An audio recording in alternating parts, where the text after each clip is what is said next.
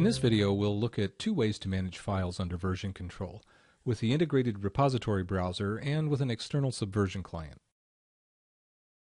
The default repository homepage contains a juicy bit of information that you'll be needing: the URL of the root of Polarian's Subversion repository.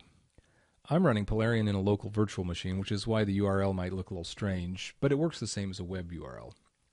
When I click on the link, I can see the repo folders and optionally explore them with my web browser. But for now, we just want to keep in mind this root URL because we'll want it when we work with an external client later on. For now, let's use Polarian's repository browser and explore the repo, find some source code, and just see what the tool can do. When I open the repository browser, you can see the same top-level folders we just saw in the web browser. Let's first go looking for some source code. Well, I happen to know there's some in the demo projects folder, so let's drill down into that. Here's our eLibrary demo project.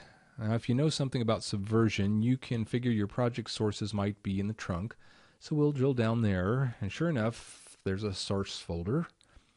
Let's pause here and take a closer look at what the repo browser is showing us at this point. Path is like a breadcrumb trail. It shows us where we are and where we've been. We can easily backtrack to any folder just by clicking on it. It's important to note that this is not a URL. It's just the internal path in Polarian. The repository link here jumps back to the root folder, and it's the internal representation of what we saw over here, which is the external URL of the repository root. Now I can use my back button to go back down into where we were so we can glance at a few other repo browser features. To the right on this path bar, there's a drop-down that gives you an express hop from the trunk into branches or tags. There are no branches or tags in this path, so we won't waste time drilling into these. The Browse link is useful for two things. If you know a folder path deeper in, maybe you have it on your clipboard, you can enter and jump right into it. Or, and this is maybe something you're more likely to want, you can drill right into a specific revision. We're at revision 190, so I could pop into 188, for example. Notice this label here shows we're now looking at revision 188. And let's hit the back button again and return to the head revision. The info in the header provides some details about the current folder. It's pretty self-explanatory, I think. The table then shows the contents of the current folder, files, and other folders. The main thing I should point out here is the link to the revisions list. This can take a few seconds for Polarian to pull together. The items in this folder haven't undergone many revisions, but if they had, we could browse the revisions and drill into the change history or download any of the revisions or compare selected revisions. If there were many revisions of this item, we could select range mode and take a look at just a few of them. Say revision 100 to 110, for example. These features you can explore more on your own now that you know about them.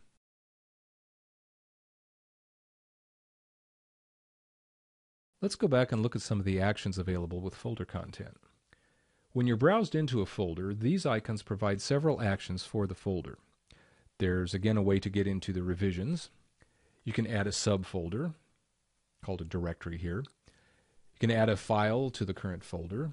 You can delete any items checked in the contents table, and finally you can download the current folder as a zip archive. If we drill into a file, there's a different set of actions. You can access the file's revisions, you can commit a local working copy of the file, or download a copy of this revision of the file. This drop-down shows us the current encoding of the file and lets us view it with a different encoding if we want to. And this drop-down shows a line-by-line view of who last changed each line of the file and when. So we've seen that the repo browser is mainly that. It's a browser with a few basic Subversion actions like add, commit, and delete. Let's now look at how an external Subversion client can work with Polarian. Let's start by drilling down and locating some source code files. It's a little tedious, but you may possibly need to do this to find sources sometime, so we'll quickly wade through it. I'll go into source, main, Java, com. It's a typical Java structure, as you can see.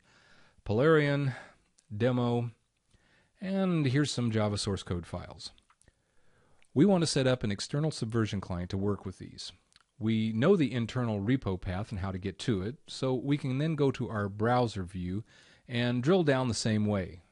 Demo projects, C library, trunk, source, main, Java, com, Polarian, demo, and when we finally get there, the browser navigation very nicely shows us the exact URL of the folder we need to check out with the external client.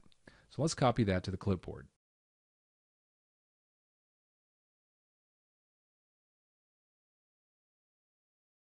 Let's look at Tortoise or Tortoise SVN, depending on how you pronounce it, as it's quite a popular client.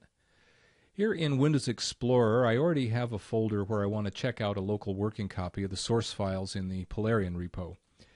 If you know Tortoise, you know it's quite easy. You just run svn checkout from the context menu, paste the URL of the repository folder, which we copied from the browser navigation, if you remember, and away we go with the checkout.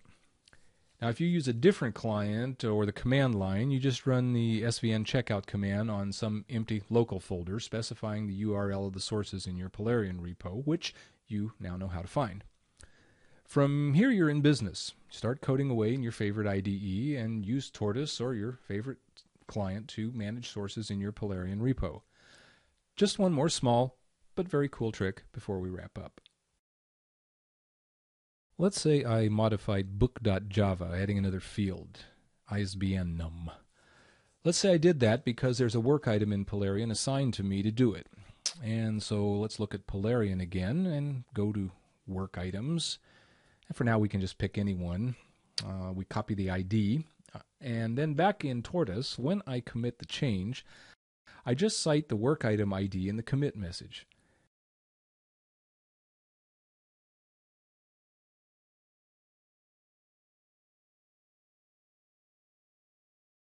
Then after the commit, if we go back and refresh the work item, the revision I committed is automatically linked. My project manager is really happy because we've got traceability going, and I'm happy because that was super easy. To wrap up, let me just mention a couple of extensions you might want to look at. If you search our POP extensions portal for IDE, you'll find some integrations for Eclipse and Visual Studio that enable you to access your Polarian work items from these IDEs. Both of them have integration with Subversions, so with one of these extensions, you'd be able to do the commits and revision linking we've just seen without ever leaving your IDE. That's it for this tutorial. We hope you found it useful.